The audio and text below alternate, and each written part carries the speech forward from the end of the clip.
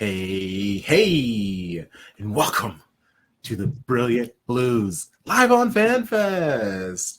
I am one of the Brilliant Blues, Crunk Chocolate, but I am only one head of this Cerberus. The other two heads, my amazing co-hosts, let's call them my better thirds, Dylan, Mia, and John. Welcome to our show. How you feeling, show bros? Hell yeah! I'm happy to be back. We could have let that music keep going. I know it's only 2 seconds of a clip, but that's a good beat. That's what I tell them. I'm like, bro, it needs to go like at least like 2-3 more counts, like 4 counts. Yeah, like it's a little groove. Yeah, it's a good one. Good little intro. I'm pumped to be on here. I know that you and I have done a couple pods together in the past. It's always been a really, really great time.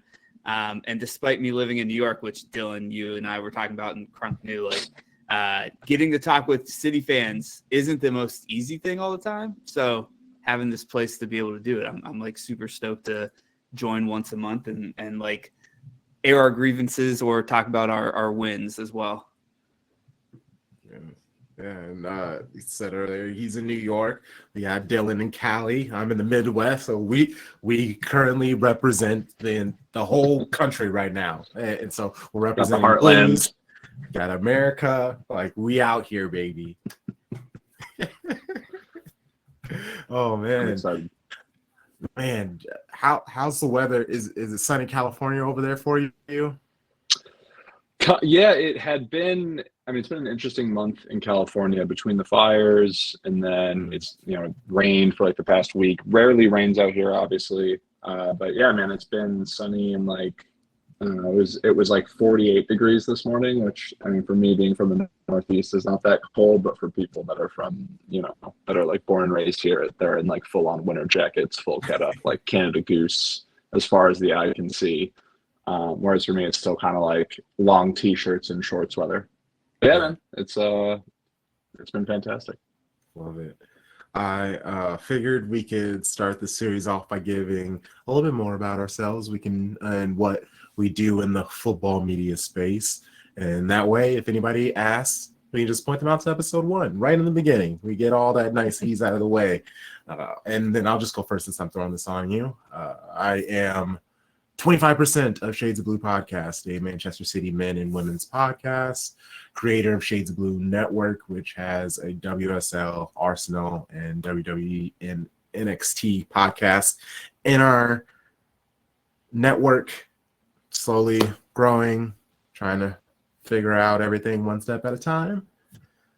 But yeah, like good foods, good drinks. I mean, with the name Crunk Chocolate, if you know what crunk means, I enjoy having fun. So yeah, that is me. Dylan, please tell us a little bit about yourself. Yeah. So I've been writing and doing like YouTube work for City Extra for a little while now. Before that was on City Report before their website kind of like shuttered. But yeah, that's kind of what I've been doing. I work in other soccer outlets as well. It's not really relevant to Manchester City. So I would just say that from a city standpoint, yeah, City Extra. YouTube stuff's been on a bit of a hold. I had moved twice in the span of like 5 months. I don't recommend it. It's been terrible. But other than that, it's been kind of hard to have like a studio space that has finally just been set up literally earlier today because I was like, oh, I got to do this for the show. So I'm excited to be here. Awesome. Nice. This is the first time Dylan and I are getting to meet, so this is I'm pumped for this too. Yeah. What's great is like I said, getting to talk to other city people. So John, I don't have a nickname. Probably need to get one because it's just not as like rolls off the tongue as well. But 1/4 of the NAFTA podcast, which this is our first year done with that. If you've noticed, everyone else, Crunk, Dylan, great backgrounds, great studios. I'm in a family room. I just had a child, so my studio now looks like a nursery. Like there's a crib, there's new paint on the wall. It's not blue anymore. It's a little bit of green. So we're going through this transition period, but we did the NAFTA podcast for 4 years. I did it with my brother and then 2 of our other friends that were also brothers. A ton of fun, learned a ton. I know that a couple times Crunk and I got to do a podcast. We both commiserated on like editing things and getting things loaded and things like that.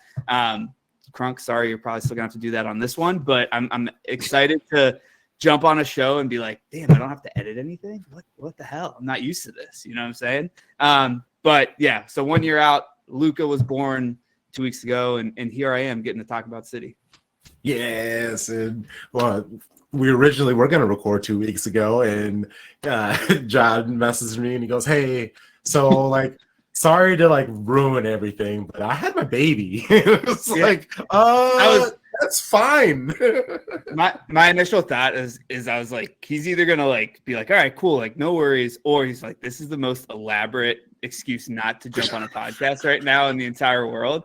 And I was like, I really hope he trusts me, and I like sent a picture. The second text, I was like, here's a picture. I swear to God, I had a child. Like, here it is. This is the baby. Also, don't Yeah. Google reverse search it. Yeah, please don't. Please. He does not have an online thumbprint yet or imprint. So like, yeah. But no, sorry we had to delay it 2 weeks. That was definitely my fault. But I like, love excited to be here. How dare you and your wife get it on and Right. Right. Exactly. How dare you? Oh man. Obviously I use the term brilliant open. How are we being brilliant? You know, brilliant always doesn't mean knowledge of things, you know. I was gonna say that's brilliant was a gracious comment or a compliment for myself. So pumped. But also I feel like next is, what is the best part about being a Man City fan? And I figured we could probably get different versions of this answer. And I can again go first, and I'm just going to talk my shit. Like it's fantastic being a part of a club that we are equally unknown, tiny, nobody cares about, while also being the most dominant club in the last decade, winning all of these trophies, having everyone celebrating beating us. Like, bro, Arsenal, like, you would have truly thought that the Premier League ended when they beat us a couple weeks ago. And it's just, it warms my heart, because even though had a couple of Arsenal fans being, because after the match happens, we're still talking stuff, it's banter. And then they're like, we're living rent-free in your head. And it's just like, you were literally the last team we played, and your Skelly kid did a Holland celebration. I'm just supposed to move on with this? Like, yeah. It's like forever smoke now that he has done that. You guys, like, you're our rival just from the standpoint that I just want to ruin your life. But it's not a, like, eye for eye respect. I see you as a true rival, like Liverpool. You're not Liverpool yet. You still gotta win something, honestly. So it's just nice, just being that top dog. Even when we're not being the top dog this season, we're still the top dog. I just love that. That's nice.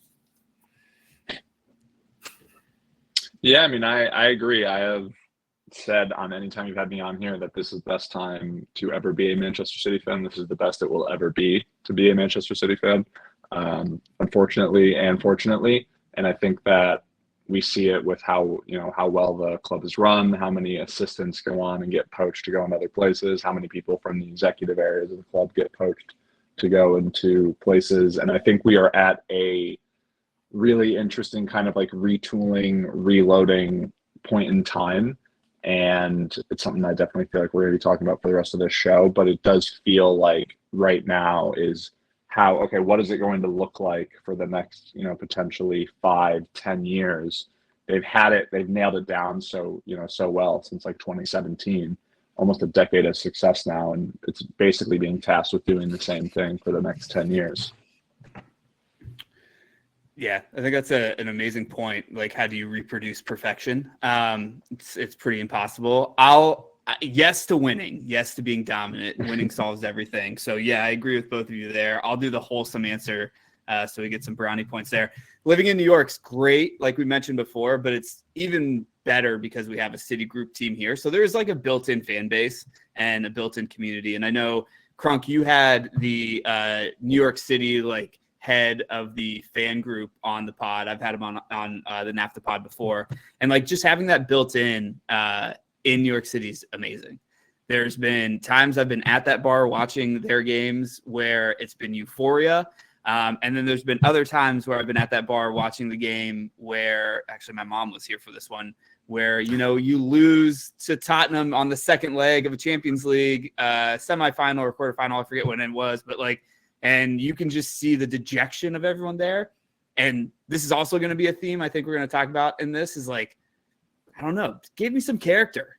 Like, I'm from Ohio. I'm a Cleveland fan. I'm going to touch on this later. I'm kind of built for what's going on right now. So if you're like really worried about what's happening with Man City, you found the right person, because I can like shaman you through what it's like to have 45 quarterbacks since 1999 as a Browns fan. This is small potatoes. We're going to be okay. It's going to be fine. Oh my gosh. Yeah, that's pain for real. Cleveland. Shout out to you for that. Because I say I could never, but I purposely have been. Well, I mean, I like the Packers, the Celtics. Those are teams who have won. But like, I've just hopped in Liga MX Femenil, and I chose Juarez FC mainly just because their kits are ridiculous. Just for sure. Basically, right under Texas, but the vibes are good there. I specifically said, I was like, I don't need a winner. I just need a team with good vibes. And a person pitched me on them. I checked out their kits. They are just aggressively green. And I was like, all right, I'm down. So just been trying to watch the games on like Facebook and other random things. Just learning where I can and what I can. That's always the best feeling when you find a team that way. Like I started getting into a little bit of Liga MX like 2 years ago too. But I got there because of Football Manager, and like I was like journeyman saving, and I ended up at Querétaro.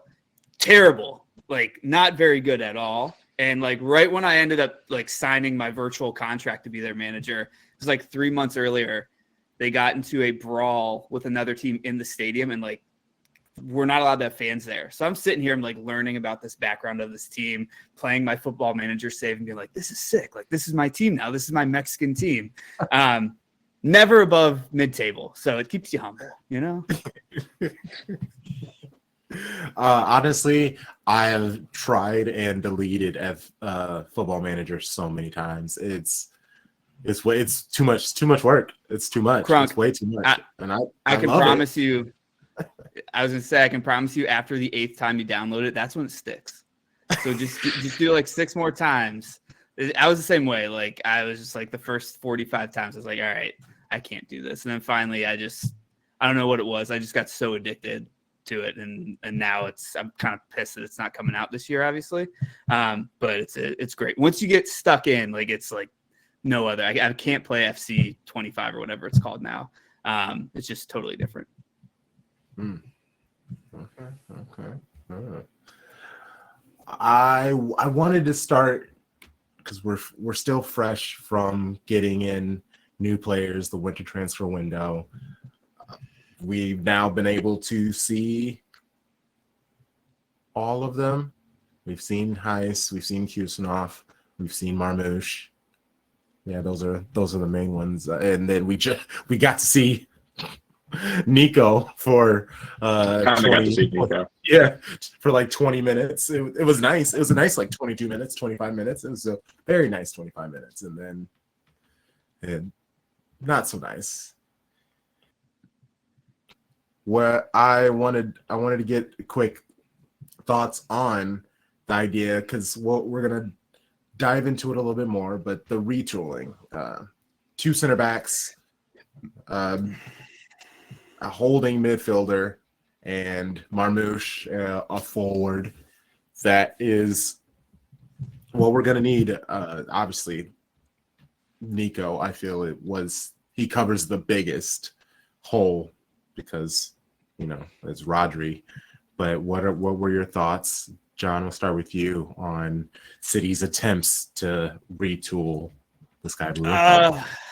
Yeah, I mean, I'm pumped for Marmouche. I really like him a lot, and I think it's like been interesting business. I think that you can tell that there's an attempt, and I think that there is a bit of a panic button that was pressed a little bit for the winter transfer window where they're like, all right, like let's get some people in. I think that what's going to be really, really interesting is obviously the development of these guys, because Dylan, despite what you said, where it's like business has been perfect and whatnot, like the past 2 summer windows, yes, you got Holland. Yes, I love Guardiola, like perfect. Yes, you got those 2 guys, but there's other transfers that were done that I'm just like, this is not meeting the mark. And like one of the things, and I think what may have prompted Crunk to invite me on the show was I was like messaging him. I forget which game this was, Crunk, but I was like, dude, if I have to watch Matthias Nunes play another minute, Oh, it's the derby. Like, I was just like, I just can't do this. And like, I don't want to be negative or whatever, but I said the best compliment I can give him is he's a Wolves player. He's a Wolves player playing for City. And like, that's where I feel like a lot of some of this business has gone.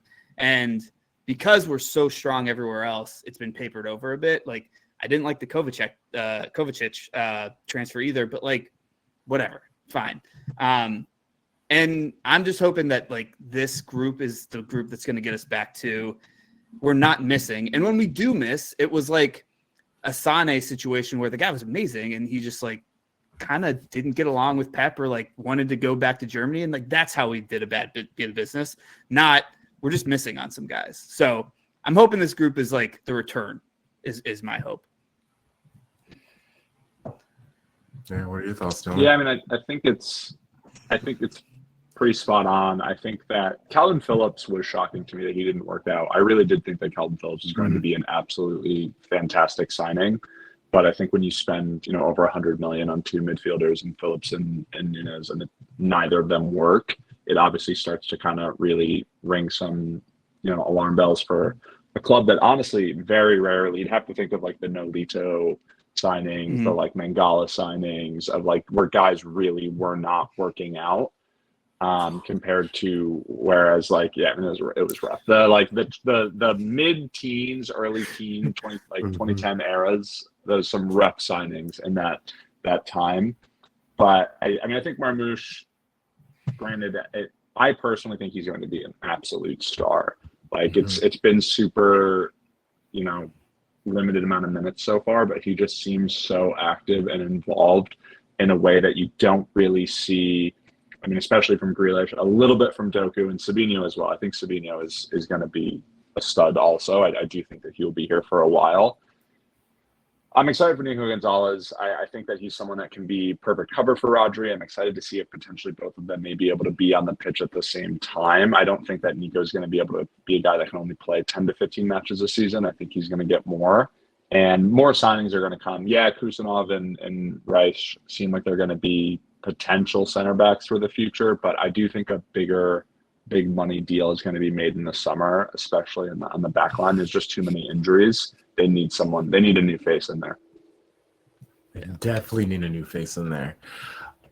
City, they love getting those players where you kind of have to be like, who are they? Were like second, third, fourth on your list, and you blink 2 years later and you can't imagine life without them. I like when we got Ruben Diaz, obviously he is who he is, but a couple years ago, as a leader, we know what he does. He always puts himself in front of the ball, like a defender's defender. But for Pep ball, he wasn't the best on the ball. He wasn't the best distributing the ball. He was just like a pure defender, and we got on him a lot. I got on him a lot about that. And now, this season, his absence has been felt.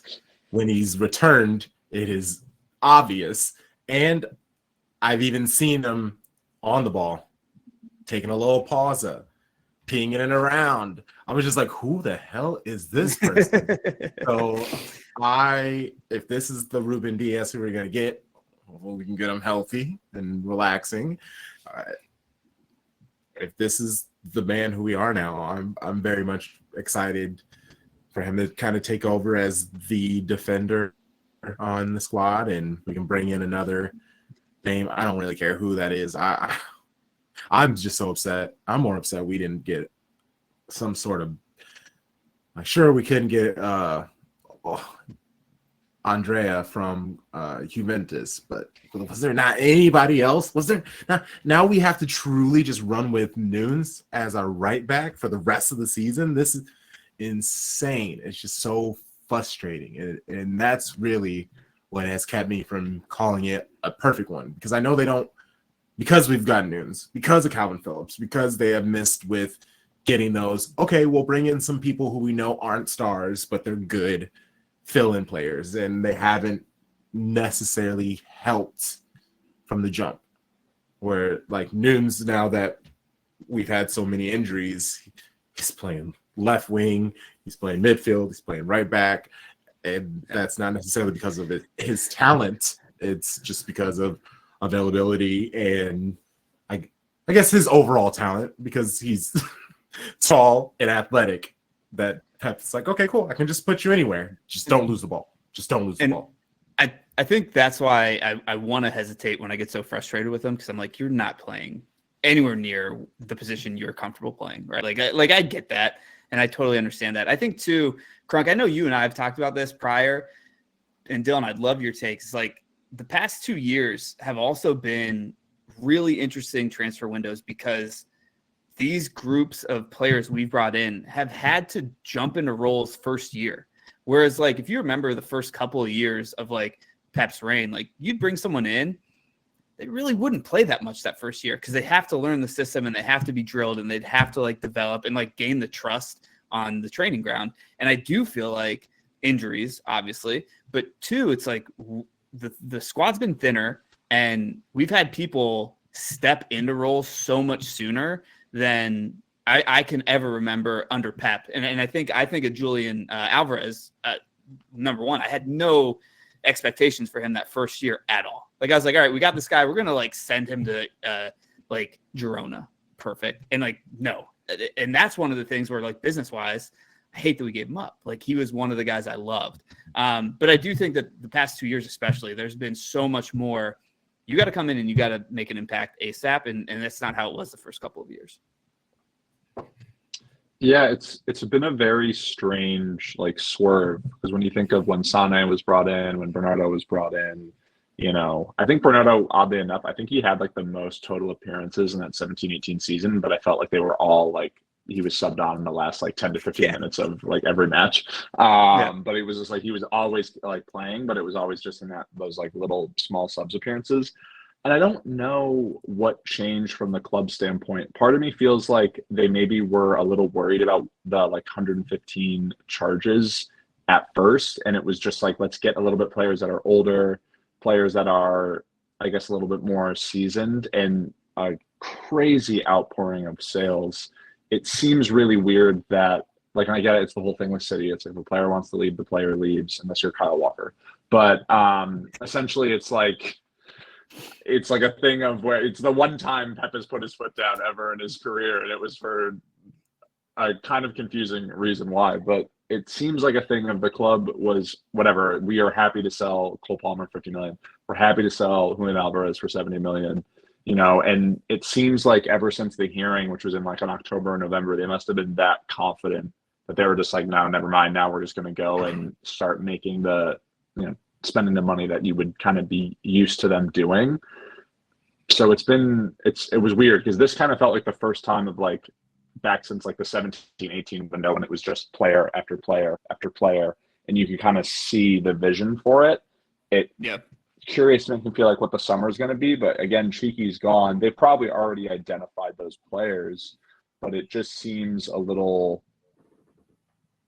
I'm nervous, because they're like the track record has not been as good as what we kind of had come to expect, where no matter what, every player would usually find their way into the system. But I do kind of feel like, or they really have seemed to be super confident since the 115 hearing. And it really makes me wonder if this summer some heads are going to roll, and some new players are going to get brought in again.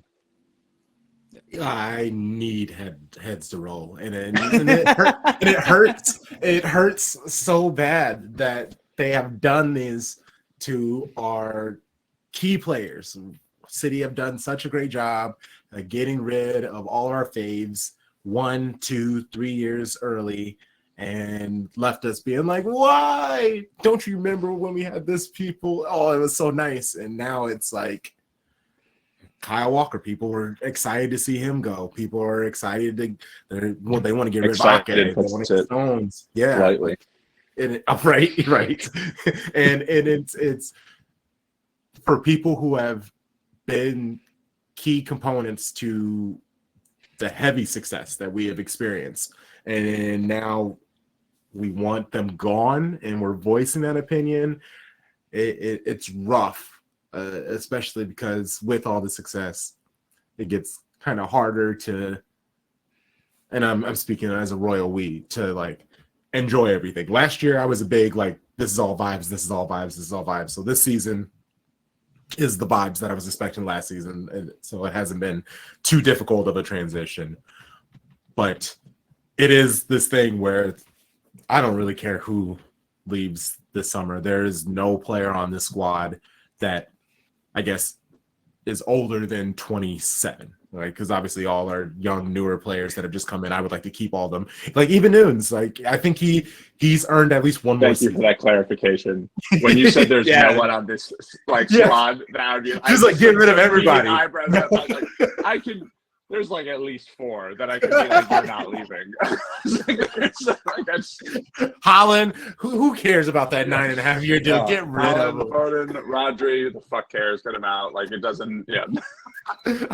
No, it's the older players. Let them go. Get out of here. Thank you for your time, though. Love you. Appreciate you. Blah blah blah. But let's get rid of your salaries, your high weekly salaries, and let's get in some hungrier players. Because, I think it's even gotten to Phil Foden, because he's technically one of the old boys on the squad, even though he's one of the young guys. But he's just been around, 3 kids, married. Like he needs some like young dudes with some energy to kind of remind him that he's 24, 25, not 30. I'm glad you stepped in there, and I saw your eyebrows go when you said anyone. I was like, yeah, I don't want to be the hot takes. We're doing hot takes. I was like, all right, like. I agree with you though, Crunk. Like I'm not married to anyone anymore. Like I'm just not. And like here's the other thing. This is what it's like being spoiled. Like the Champions League run 2 years ago, like it did take something out of me. Like I was like, fuck, we did it. And then like the next year, I do remember talking to you, and I was like, you're like, let's just go back to domestic. Let's win this stuff. And in my head, I was like, I want another Champions League. But I was also like, I'm not prepared for this. I can't go about this again. And I think that you prepping yourself for like what this is this year, last year, you're probably in a better place than most people. But I'm not married to any of these, like any of the players right now. And I think that it's so interesting. I always like to equate this sport to like American sports, where there's just different mindsets. And I think that like you hear players, you hear coaches talk about like, well, I can't accomplish anything else. Like I need to be challenged some other ways. And like in American sports, you don't ever hear that. You hear like, I want to win a championship. I want to bring a championship to this place. And then if I'm at the end of my contract and I don't, I'm getting the fuck out of here. Right. And like, it's just so different. And I think that the mindset of European soccer players and European soccer coaches is so interesting, because like it gives me a juxtaposition of what I was growing up learning about sport. Foden's the one where it's like, this year sucks, but I don't ever want to lose him. Haaland's probably the other one. And then Rodri has a case for winning the Ballon d'Or this year because he didn't play, and this is how bad this team is right now. Like, that's crazy. Like, those are the 3 in my mind where I'm just like, anybody but them.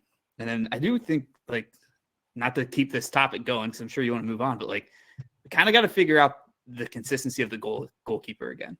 And that's been like such a weird feeling. Like, I want to say some shit, but I'm like, I can't. There's so many good memories. Like, don't pile on here. Don't do this. But it feels like that first year of Pep, where was it? Man, I'm gonna look like such an idiot. It was Bravo, right? Like it was just like really bad goalkeeping. Oh, no. And it's not that. No. It's not that bad. It's not that bad. It was historic. No, it was Claudio like Bravo his save percentage. It was truly terrible. And I don't think, and it's the cup runs later like saved his image, I do not think people remember that 16-17 season. That was some of the most like. I remember seeing a direct like knuckleball shot, which yes, tough to save, but went right at him, and I think it just went right under his hands, and I was like, "What are we doing? Like, this is the best we got? Like, what the hell?" But it's not been that bad. But I do think we got to figure that out. I think that the goalkeeping thing is made tougher because, I mean, obviously Ederson is not a fantastic shot stopper, and that's not like a hot take to say it, but you can see how clearly how differently teams will play us when Ortega's in net versus when Ederson's in net, and I feel like you aren't really able to appreciate Ederson's distribution anymore because teams they're not going to press him unless you're Chelsea. Chelsea pressed him, ball over the top, Haaland gets this crazy goal. And whereas with Ortega, like teams then are going to be willing kind of to press him more, and it does hurt. Like he's not as good. It's not that he's bad. He's just Ederson is otherworldly, and I have to imagine that the scouting department has been looking in every village in town trying to find someone that is like as good as Ederson on the ball, and it's got to be just incredibly difficult. And if it's that thing of like, look, we've had someone like Ortega who's a fantastic shot stopper and is really only above average. There is a crazy difference. And it's like, what are we going to go with? Are we going to go with a guy that we know is going to give up more goals, but is so vital when the ball's at his feet in a position that, is normally that matters the least? But it is such a difference. And I do not pity, Viana and Cheeky for trying to find a new keeper.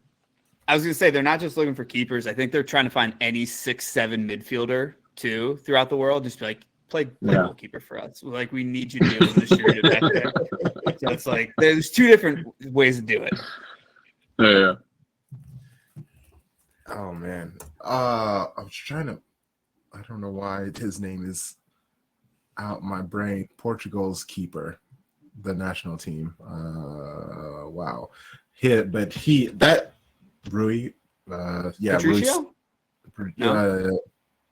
Diogo Costa. Yeah. My bad.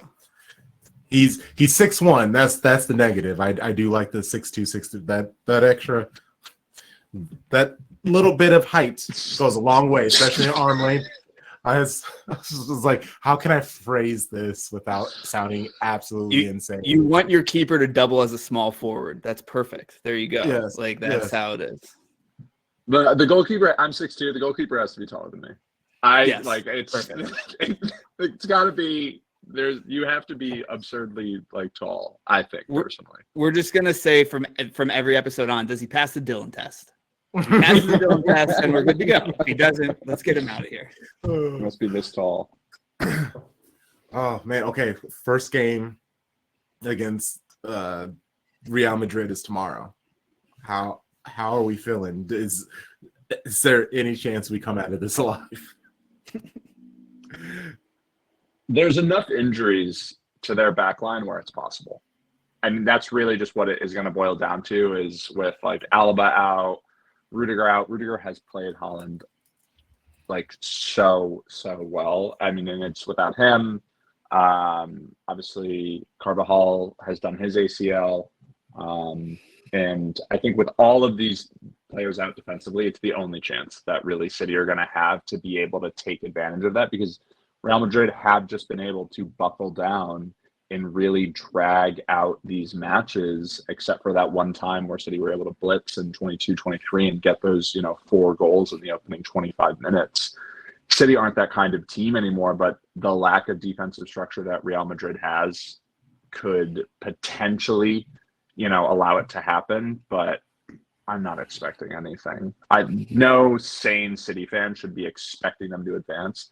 I say before hearing your two answers, but I just think that there's just no way. But I will pray that the defensive lapses at Real Madrid allow some kind of crazy upset. Mm-hmm. I totally agree. I was gonna say no shot, and you kind of talked me into oh, maybe what's going on here. I think that there's again, glass half full. Welcome to John Whitaker's Man City world here. Let me walk you through a couple things. One, you don't get that many opportunities as a Man City fan to change your persona, right? And this year you get to, We used to have another Dylan that was on our podcast for NAFTA. He's a Wolves fan. Got to go to the bar with him out in Jersey multiple times and watch Wolves stave off relegation. Winning the Champions League, euphoric, like I mentioned before, but getting to see somebody 0-0 draw, knowing that they're going to be safe, I've never seen a human being happier in my life.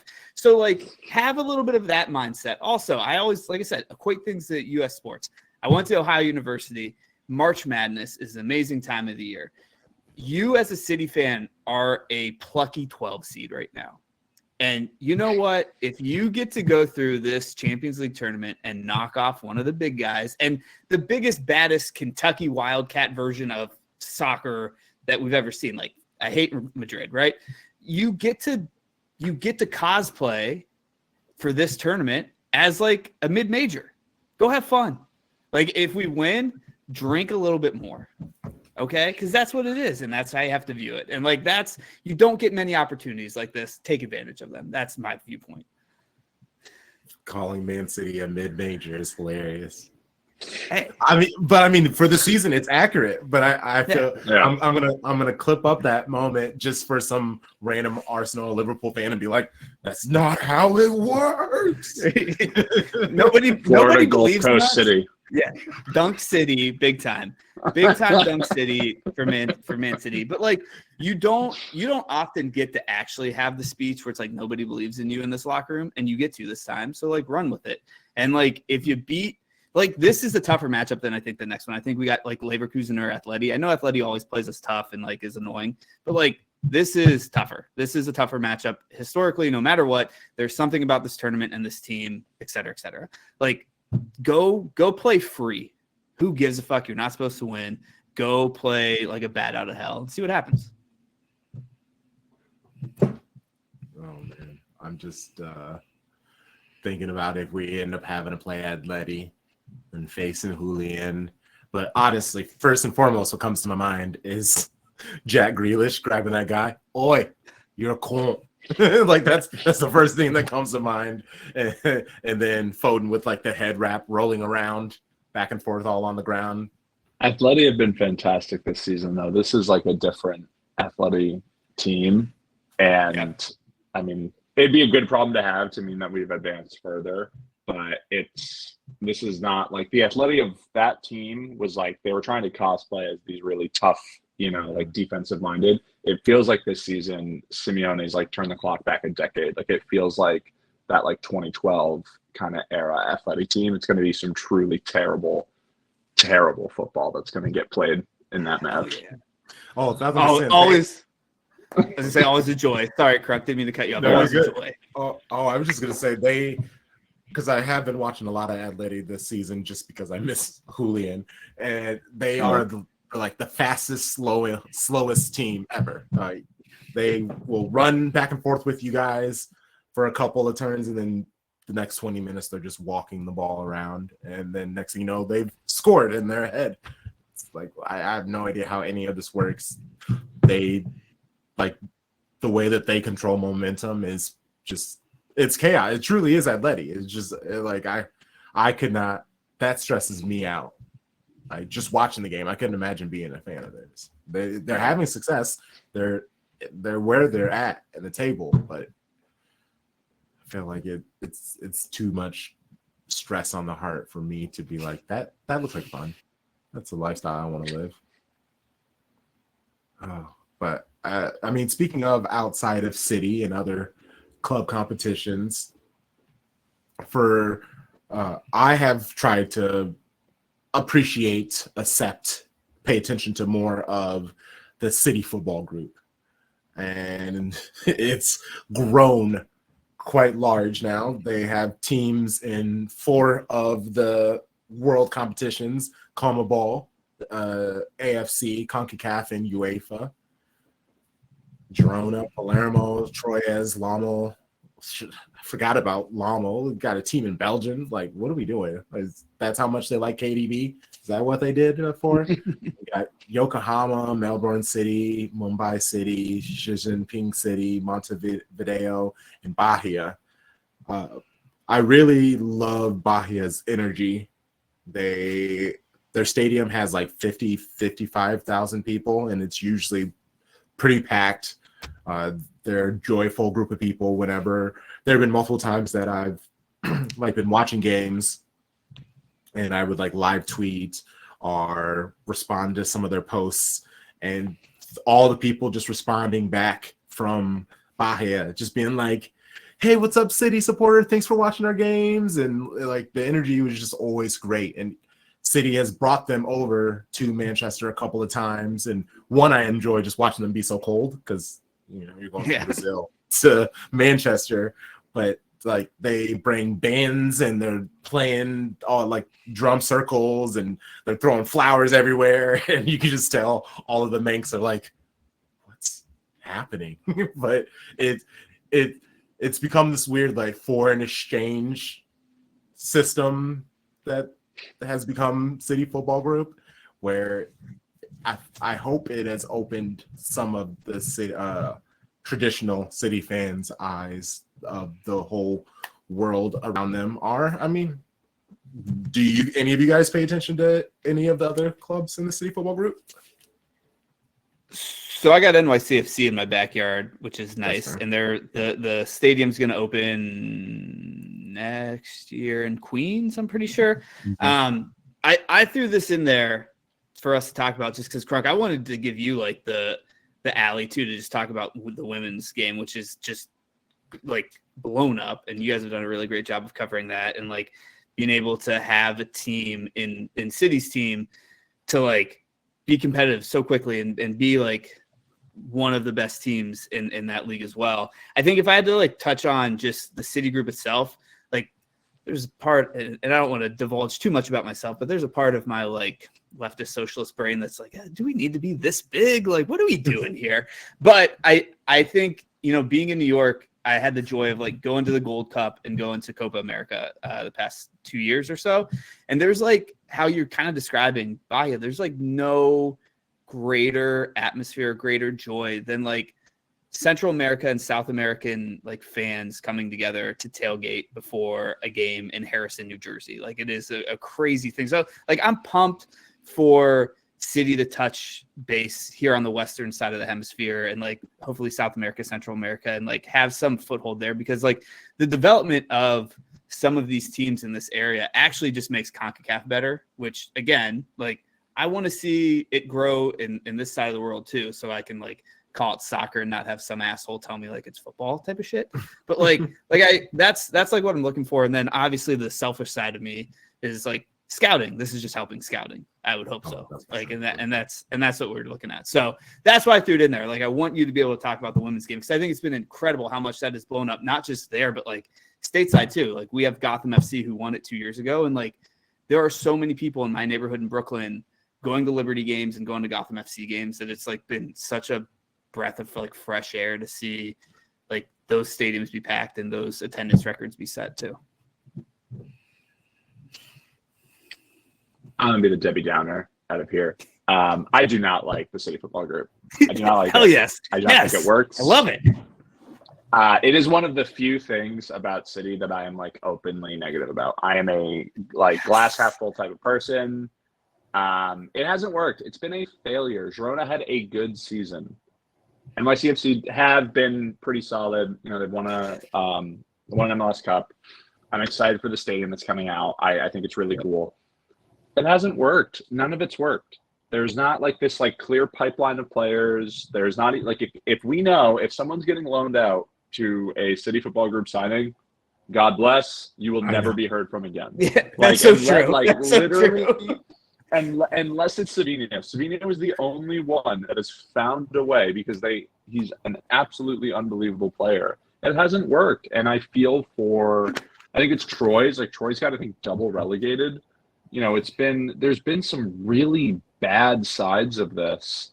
And personally for me, I'm like, if tomorrow I were to wake up and CAS has ruled that there can be no sister clubs, sick.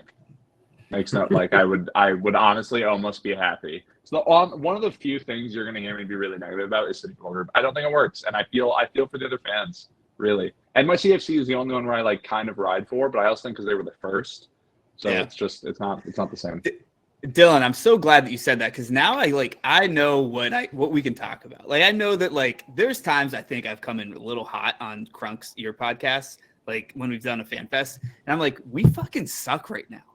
And like this is bad. I hate this. This is bad. And then I sit there and I'm like, man, I just got invited onto this podcast and I have like just shit on everything. So now that I know that like it's a safe space for us to just be like, no, This dude, is always a safe space. Yeah. no, I know. But like something I was a guest, right? I was a guest Yes. on these things. Okay. And now I'm like, Yes. all right, cool. We can let it rip here. Yes, And like please. I can just be like, this doesn't work. And I love that you said that. I'm happy. Yeah, it's the little 95-mile-per-hour slider right down the center. Let's bring I try to be an honest person, and I cannot fake outrage about most things. Yeah. This is something where I'm not outraged by it. I just actively am against it. I just don't. Perfect. I don't. Okay. It doesn't Love that. upset me. I just don't think it should exist. It's just Yeah, exactly. stupid. Hell yeah. I love it. I'm pumped. Here, I will. I know we're on a. Give me 35 seconds. I have to step away for 1 moment. I'll No be right worries, back. no I'm just worries, gonna no good. turn my camera on. Yeah. Crunk, though, talk to me Go about for it. like the women's stuff though. Like that's like why I threw that question in there because I was like, this is where I do think, and I know it's not part of the City group, but it's like a Man City, like it's the Man City NWSLT or the women's team. Like it's been a success. It's been more than a success, and how they've branded it in England has like it's a model that we need to follow in the US best we can because I think like that success there just needs to transfer over better than it has here for sure. Yeah, and I mean, Girona has the women's team. They have Palermo, who they're in Serie B. They have a women's team that isn't doing the best. But Melbourne City, the Australian team that they own, the women's team basically wins the league every single season, if not every season. So tons of success there. City women, honestly, it started in 2014. They're in this weird place where they are starting to bring in bigger and bigger names. The names that they have are experiencing more success on their national team, but with Chelsea and the things that they're doing, it's kind of hard to keep up. And Chelsea, they they just sold the women's team for like $100 million, which you go, yeah, that makes sense. It's a team, but if you kind of look at like the WSL as a whole was sold, and I believe that was sold for like $150 million over the last summer. So you're telling me Todd Bowley magic? Yes, exactly. And you don't really like Naomi Girma, the best defender in all of women's football, was a world-breaking transfer, and it was $1.1 million. So like I just think that's why I can't get too mad at what Chelsea's doing, because it's like, yeah, you're spending a lot of money, but it's a lot of money in women's football. Like if you compare it to anything in the men's, it's a raindrop. And so I feel like, and in a lot of the Premier League teams, the money that they put towards women's doesn't even affect their PSR. Like you kind of get written off a certain chunk of that money. So it's like you could easily spend $5, $10, $15 million every year having some of the best players, and that's basically a little write-off. It's a little nothing. It doesn't affect your PSR. And with the growth, the shirt sales and all that other stuff, I really think the money it's about to start showing itself, and we either need to catch up, because Chelsea they obviously are not going to stop. But I mean, I like the idea, because even like I should be a New York City FC fan. I should. I want to pay attention to a team in the MLS, but I live in the Midwest, and there's Chicago, but they're not great. And there have been multiple times where the Chicago Fire and I have kind of like butted heads, either like online, so through social media, through emails and things. Like they try to act like a serious business while not acting like a serious business, while also being very like defensive that they are not serious about their business. So it's just like a weird combination where I want to just say bless your heart all the time while cursing you out, and I shouldn't have to feel that way about a team that I want to go support.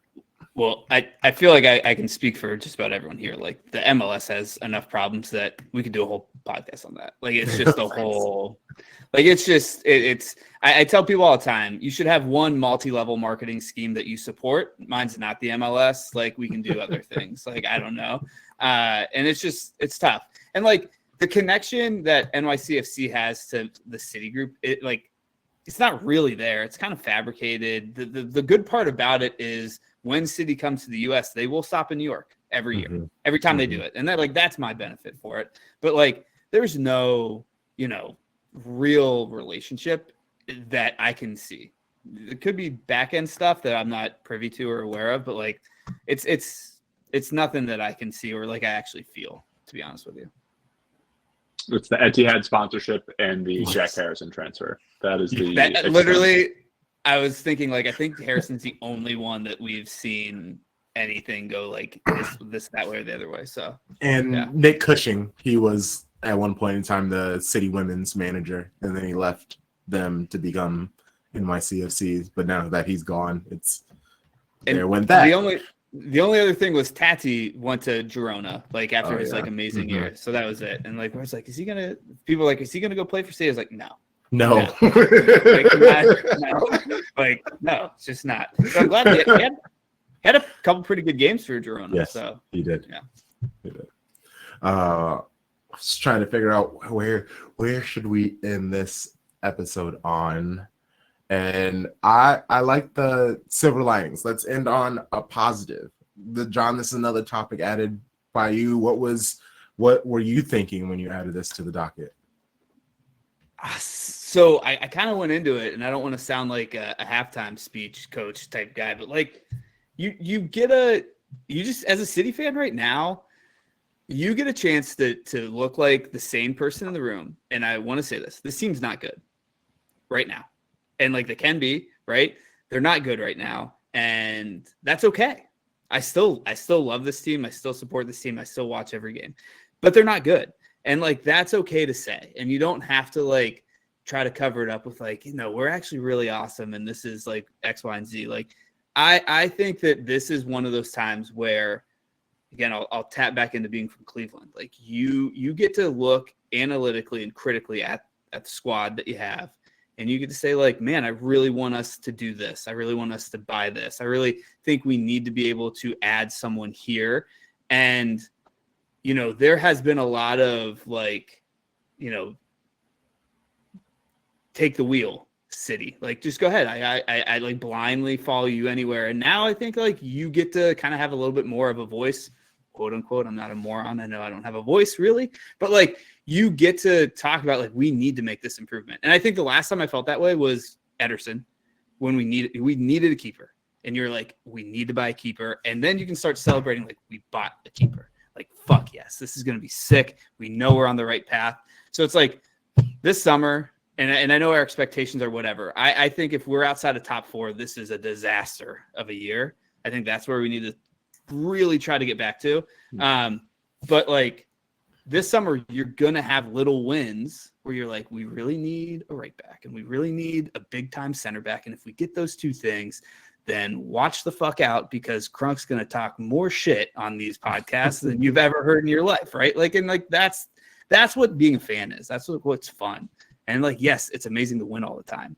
Sometimes you just need to like come back down to earth and be like, all right, like let's start over. And the people who leave when you have to start over, they weren't here really. So like you get to see who's real. I'm a lot of the same like talking points. This season, I think, was a wake-up call for the board, a wake-up call for Pep. The fact that last season City won the title is honestly maybe one of the most impressive things that Pep Guardiola has done because they were honestly a pretty average team.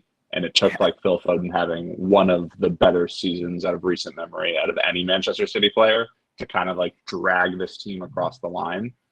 And I think that this kind of season shows that no player should be as important as Rodri is without any backup. And the Nico Gonzalez signing has basically mean that even when Roger does not show up, there is going to be a somewhat competent player in that role. And I think that moving forward, there never will be this kind of, we're like Pep's probably always going to want some kind of small squad, but it should not have this many holes moving forward. So I think that that's what like kind of that silver lining is. And then just to kind of put it in perspective as well as how important making top four is. The last time City didn't finish in top four, it was Obama's first term. Like I want, like maybe we need it? Question mark? Like I mean, it could be a thing of like it would be bad from a financial standpoint. Yeah. I've always appreciated like the record of like City have been this consistent for this like there's many managers and something like that. I do think you can look at it of like this is a massive wake-up call across the board of like this is not something that the club does.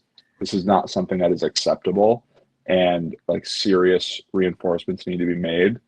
But I do think it would rather be like, oh, the last time City didn't like make the Champions League, like Watch the Throne came out, or like something where it's just like some kind of way that you're able to like emphasize that it has been this long, and like nobody would have thought it sounds crazier and crazier. Last time they were there, nobody thought that Kanye would sell Nazi merch on his website. Yeah, I got you. But like Kanye then, Kanye now, like yeah. That's a comparison. I do think like I made this joke to my brother and my other podcast guys where I was like, it kind of sucked that this year there's no drop down, so like you can't go to Europa League, right? Because I was sitting there, I was like, we could win Europa League with this team. I don't give a shit. Like who are we gonna play? Anderlecht? Like, let's go and qualify for the Champions League. Right, perfect. Kill two birds with one stone. But then I was sitting there, I was like, shit, I forgot you can't do that. And then it was like the double whammy where I had the realization that there is no drop down, and then we got Real, and I was like, what the fuck? Like, what is this year, man? Like, what the fuck? Like, this sucks. Big time. Yeah, I once they were like, you could either get Bayern or Real. I already knew what we were getting. I messaged a couple of my Real friends and were like, match preview? I'd rather have Bayern. I'd rather have Bayern. Company's too proud to park the bus, and he would play super open, and I just think it would give City a better chance. Yes, I agree. And I really feel bad too about it because like I love Company. I hope that he one day comes to City, but I was like, I much rather would face it would be the classic like I gotta make Dad proud, and I gotta go for this one. Like I'm not sitting back. I gotta go for this one. And like they're so right. Beating that basketball in the yard, and then he just puts you down the post for 15 minutes, just doing some Kevin McHale moves on you, and just really reminding you what it's like. Absolutely, that's such a good point. Oh my gosh, that'd be great. And Ariel, you know, your halftime yoga, can you point Nico Gonzalez in the right direction? Because he obviously needs to get into some Pilates, some yoga, because some dude can't fall on him. And then all of a sudden he's like hurting on the hip. He went to practice today, so he's back. But that also shows is like he's still a little like tight. Maybe it's like jet lag from the trip. I don't know. But I think he needs to become a little more limber, and I think you can help him out with that, Ariel. Like, please and thank you for the safety and sanity, because people are going to be falling on him, and he can't just be like withdrawing him, just holding his hip. Like, I know that physio team in that tiny, filthy little stadium, they were like, bro, you're fine. And he was just like, nah, my hip. And he was just like, no, give me the bro. Spray. You're good. Yeah, right. I keep hearing this thing about this magic spray. Can you do that? Right. I was so annoyed, and Pep looked annoyed. And naturally, just because our luck with injuries this year, your first thing is like, oh God, he's gone for the season. But really, it's just like, this motherfucker. He's been here for 25 minutes and he's already walking off. So here's one last thing, and I'm sorry, I keep like jumping in, and I think I'm a little delayed, so I'm probably just a nuisance on here. But like one last thing I do want to mention, and I love both your takes. This year, watching this team, nobody's having fun. and you can tell. Like, it just, like, I'm not trying to be a body language doctor, but like, it looks miserable. And I think that's why I'm cool with like people going, because it's just like nobody looks like they're having fun. Everybody looks stressed. Pep looks like he's going to have an aneurysm or a heart attack or whatever on the sidelines. Like, you have to find some joy somewhere. I'm going to harm myself. It's just like, but that's the looking on these players' faces. It looks like a team that's like, we're just waiting to screw up. And when it happens, then it's just like, man, and that never was the mentality of this team. And like, that's the thing that I think is most shocking. And like, I'm hoping you bring in some of the new life, like you said, Crunk, like you bring in some of these guys and there's just like, there's joy in youth. As a 36-year-old man with now a child, like there's joy in youth, let me tell you. And like, we need that bad because it just looks like a morgue. The team looks like a morgue right now. It's tough. Oh, Put that on a t-shirt. Right. Sell it. You can have that. You can have that one. Oh man. Little SOB logo. Oh man. Okay. Well, I feel like this is a pretty successful episode. Plenty more to go. Still, there's always going to be topics that we can dive into, which is always great. Show Bros, Dylan, we'll start with you. Let viewers, listeners know how they can find you and the things that you do. Yeah, I'm on Twitter. It's @_Dylan Meehan, DILLONMEEHAN. On Blue Sky, it's just my name. Not going to do the whole like .social. Just type in my name and it will be there. Those kind of the two main things. Check out City Extra YouTube. It's been on pause for a little bit. I'm trying to kick that back up as well. But yeah, that's going to be the best places to find me. John. Awesome. Yeah, I'm not a free agent anymore because I'm on this once a month, which I'm pumped about. But I was kind of a free agent, and like I'm not on X. I'm not dealing with that bullshit. I haven't really dove into Blue Sky. To be honest, putting this how I talk into words doesn't really work. So I've never been good about that type of stuff. But on Instagram, J.W.W. Follow me. If I say anything that you hate, just let me know. I'd love to have the conversation with you. We can go from there. But no, the NAFTA's been done. And if you want to go listen to any of the episodes we did for the past 4 years, they're available. I don't know. We can talk about what you should actually be doing. That's probably not one of those things. But like, go take a listen. But no, I'm pumped to be on here. Let's go. And just find me in anything that I do at Shades of Blue and W. If there's a social media app and we are on it, at Shades of Blue and W. If you're listening to us on the app, audio podcasting, rate, review, 5 stars or West Point, subscribe, all those fun things. Leave a comment. We appreciate you. We will be back. We'll figure it out the next time because it was pushed 2 weeks, so now it's in this weird little thing. So we will be back sometime soon. Until then, this is the Brilliant Blues. See ya. See ya.